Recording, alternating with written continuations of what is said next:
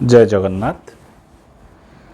जो भक्त महाप्रभु को विश्वास करे, महाप्रभु को ऊपर आस्था प्रकट करे, महाप्रभु से भक्तर प्रतिटी क्षण रे परीक्षा नहीं चलते।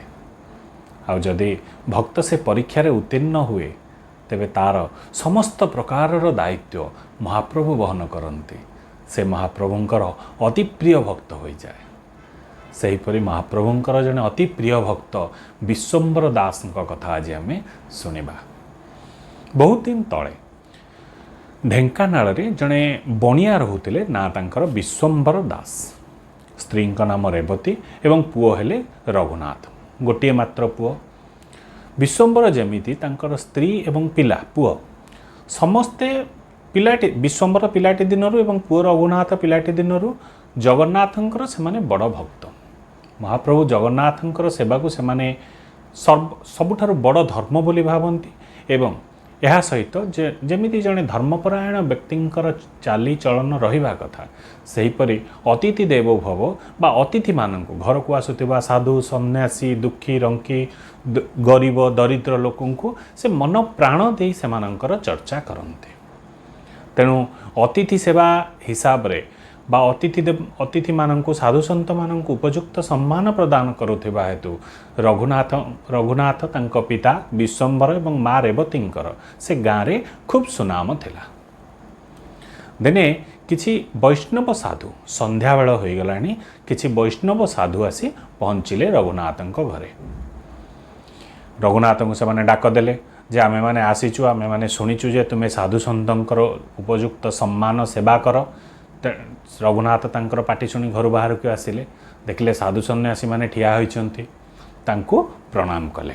बापा माँ पुओ तीन जण साधु माननकु प्रणाम कले। प्रणाम कर सारला परे साधु माने कहिले जे आम माने खाद्य चाहूचु, खाइबा को चाहूचु, तुमे आमको सब प्रकार जिनस दियो, आमे माने एइठी निजे रोषेई करी खाइबो। तेणु जहाँ जहाँ खाइबा पई दरकार माटी हांडी ठारू आरंभ करी डाली चाउल पनीपरिबा सबकिछि आमको तुमे दियो।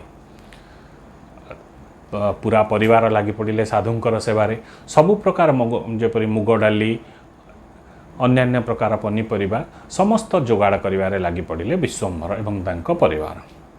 किंतु चेष्टा करी मध्य घीओ जोगाड़ करि पारले नाही। राति सेतबेल को अधिक होबाकू लागिलाणी। एते राति रे तांको घीओ किया आनी दबो। जहाँ भी हो सेमाने से सन्यासी माननक पाखकू संग्रह करिथिबा द्रव्य को नहीं जाई कहले, हे महात्मा माने घीओ आमे कोठू भी जोगाड़ करी पारुना। तेणु आपण दयाकरी बिना घीरे यही प्रसाद तक ग्रहण करी बा यही द्रव्य तक ग्रहण करी भोजन करिवे कि? साधु माने रागिगले, कहले जदि घी न हुए तेबे आमे से जो भोग को प्रभु को अर्पण करि पारिबु नाही। तेणु प्रभु को जदि आमे किछि अर्पण करि पारिबु नाही ताले आमे भोजन किपरि करिबु? तुमे तुमर देइथिबा द्रव्य सबु फेराइ नियो। अतिथि माने आसीचंती पुणी साधु माने, तेणु यांक भितर भाळेणी पड़िला। जहाँ भी हो विश्वम्भर कहीकि आसिले साधु माननकु जे आपण माने भोजन प्रस्तुति आरंभ करंतु, मु केउठी भी हेले घीओ जोगाड़ करिवे। साधु माने जिनस ने भोग प्रस्तुति रे लागि पड़िले, तांकर रंधारंधी काम रे व्यस्त रहिले। एपटे परिवार तीन जनक भितर कथा पड़िला जे एते राति रे घीओ केउठु आसीबो। हठात पिता विश्वम्बर पुओ रघुनाथ को कहते जे आमर उद्देश्य तो मंद नुहे, आमे अतिथि मानकर सेवा करवा तथा परोपकार करने चाहूँ। एथिपाई जदि चोरी करने को पड़े तेबे ताहा पाप नुहे बोली मु जानिछि। तेणु गोटे जगह जहाँ हूँ साहुकार सिंधी बा साहुकार अमार घर, एते राति रे मागिले साहुकार देबे नाही। तेणु साहुकार से अमार घर भितर को आमे जिबा, सेठी निश्चित घी थिबो एवं आमे सिंधी करी बा गात करी घीओ तांको घरु नहीं आसीबा। साधु माननक सेवा पई जाउचंती आमे, तेणु यह केबे पाप हेबो नाही। बाप पुओ दुहे आवश्यक उपकरण जेपरिक साबुल फाउडा इत्यादि नहीं चलले घर कणा करी, सेतबेले माटी घर थिला, माटी घर कणा करी केपरि घीओ नहीं आसीबे। एवं साहुकार अमार घर मध्य सिंधी कणा कले मध्य कणा करी सारिबा परे बाप बाहरे जगिले, पुओ भितर को गले। भितर को जाई बहुत खोजाखोजी कले, बहुत प्रकार जिनसपत्र सी पुओ रघुनाथ देखिले, किंतु तांकर उद्देश्य थाए केवल घीरे। अंधार घर या मध्य खोजु खोजु हाथ बाजी किसी बस्ता बा किसी द्रव्य तले पड़ जावर शब्द होता है। शब्द शुणी साहुकार निद भांगी जाइए।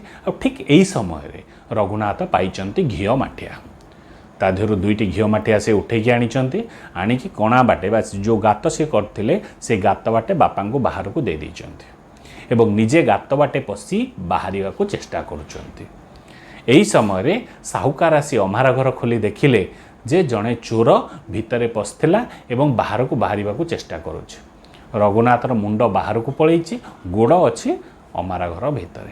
तेणु साहुकार पछरु जाई रघुनाथंकर गोड़ को माड़ी बसिले। रघुनाथ बापा को कहते बापा मु धरा पड़ गली साहुकार मते पछरु टाणुचंती तुमे मते मुंड पाखरु टाण। रघुनाथ भी ताकू मुंड पाखरु टाणुचंती। एपरी टणाटणी भितर किछि समय बीतीगला सिना किछि फल बाहरिला नाही। एपटे बाप पुओ दुई जण मध्य चिंता करुछंती जे साधु मानकर रोषेई सरीवा होई जीवनी घीओ तांक पई निहाती दरकार नहले अतिथि सेवा जो उद्देश्य नहीं आम ये चोरी करने परी काम करने को आसीचु से उद्देश्य रे आमे सफल हेबु नाही। अतिथि मानकर सेवा होई परिबो नाही। तेणु पुओ बापा को कहउचंती बापा तुमे किछि न भाबी कतारे मो मुंडटी को दिफाळ कर दियो मुंडटी को दिफाळ करी नहीं जाओ कहीं ना जदि मते साहुकार धरी पकेइबो तेबे सेमाने हमर उद्देश्य बुझिबेनी अजथा अपजस अजथा निंदा अपमान आमे गाँ रे पाइबा जे आमे चोरी करुथिले बोली। तेणु अतिथि सेवा पाई तुमे मोर मुंड को काटिकी नहीं जाओ।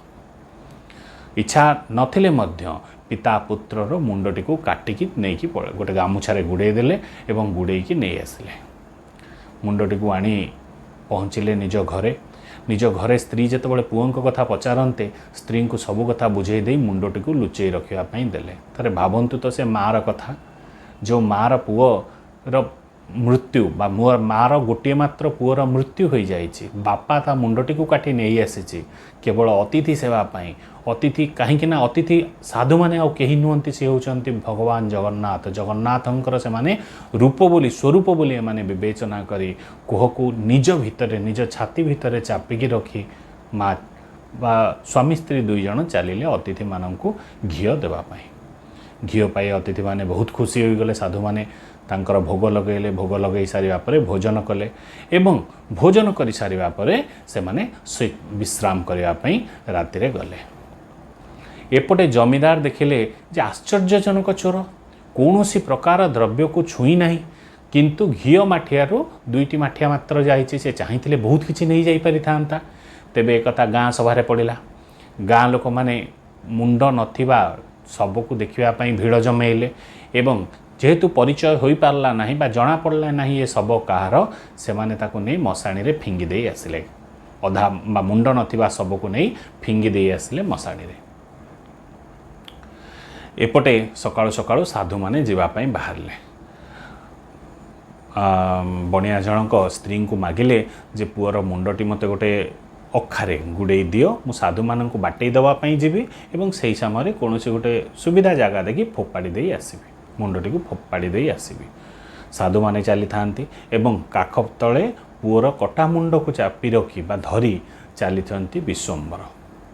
हठात साधु माने तांको पचारिले कि तुमर जो बड़ पुओटी थिला सी कहीं देखा जाउनी सी आमर काले बहुत सेवा करिछि ताकू तुम डाक आमे ताकू आशीर्वाद दवाकू चाहूछु। विश्वम्बरंकर धैर्य ही जगार आउ रहिला नाही। कई कई करी कांदी सी गड़ी पड़िले सन्यासी मानंकर पाद तले। सन्यासी माने जानिबाकू चाहिबारु विश्वम्बर तांको सबु कथा विस्तार भाव रे कहले किपरि से पुओ मुंड को काटी आनिचंती एवं पुओर मुंड कटा मुंड से अखारु बाहर करी सन्यासी मानंकर पाद पाखरे थोइले। प्रकृत रे से सन्यासी माने आउ केही नथिले सेमाने भी थिले जगन्नाथंकर महाप्रभुंकर बड़ उपासक। हुए तो महाप्रभु परीक्षा बोधे नेउथिले भक्तर। सन्यासी अल्प हसी तांको कहले तुम पुओर किछि असुविधा हेबनी चल तुम पुओर सब पाखक आमको नहीं चल। सब पाखक से कटा मुंडटी धरी सन्यासी माने गले एवं पुअर मुंड सहित सबर मुंड तल भाग को जोड़ी दे तापर तुलसी रखी से माने जगन्नाथ को आवाहन कले। बोधुए तांको भितरे जगन्नाथ थिले किंबा कौन से अलौकिक शक्ति बल रे महाप्रभु निजे स्वयं रत्न सिंहासन छाड़ी आसी पुत्र को जीवदान देले। ପୁତ୍ର ଜୟ ଜଗନ୍ନାଥ ବୋଲି କହି ନିଦରୁ ଉଠିଲା ପରି ଉଠି ସନ୍ନ୍ୟାସୀମାନଙ୍କୁ ଏବଂ ପିତାଙ୍କର ପାଦ ତଳେ ପ୍ରଣାମ କଲା। ଏବଂ ତା ପରଠାରୁ ସନ୍ନ୍ୟାସୀମାନଙ୍କ ବେଶରେ ଆସିଥିବା ମହାପ୍ରଭୁ ଶ୍ରୀ ଜଗନ୍ନାଥଙ୍କର ଆଶୀର୍ବାଦରୁ ଏ ପରିବାରଟିର କେବେ କିଛି କୌଣସି ଅସୁବିଧା ହେଲା ନାହିଁ। ମହାପ୍ରଭୁ କରିଥିବା ପରୀକ୍ଷାରେ ଏ 3 ଜଣ ପିତା ପୁତ୍ର ଏବଂ ମାତା ସଫଳ ହୋଇଥିବାରୁ ସେମାନେ ମହାପ୍ରଭୁଙ୍କର ଭକ୍ତ ହିସାବରେ ସବୁଦିନ ପାଇଁ ଅମର ହୋଇ ରହିଗଲେ। ଏହା ଥିଲା ଆମ ମହାପ୍ରଭୁଙ୍କ କରୁଣା, ଆମ ମହାପ୍ରଭୁଙ୍କ ଦୟା। ଏଥିସହିତ ବାଣୀକୁ ବିଶ୍ରାମ ଦେଉଛି। ଜୟ ଜଗନ୍ନାଥ।